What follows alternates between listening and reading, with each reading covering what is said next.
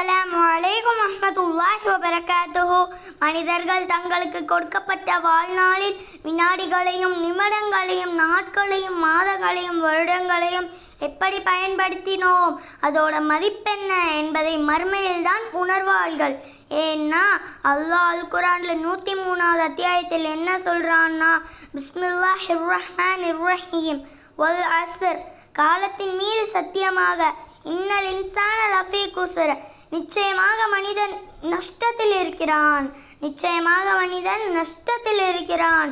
இல்லல்லதீன ஆமனு வ அமிலுஸ் ஸாலிஹாத்தி வதவாஸவ் பில் ஹக்கி வதவாஸவ் பிஸ் ஸப்ர், ஆயினும் எவர்கள் ஈமான் கொண்டு சாலிஹான நல்ல அமல்கள் செய்து சத்தியத்தை கொண்டு ஒருவருக்கொருவர் உபதேசம் செய்து மேலும் பொறுமை கொண்டும் ஒருவருக்கொருவர் உபதேசிக்கிறார்களோ அவர்களை தவிர அவர்கள் நஷ்டத்தில் இல்லை அப்படின்னு அல்லாஹ் சொல்றான். அஸ்ஸலாமு அலைக்கும் வரஹ்மத்துல்லாஹி வபரகாத்துஹு.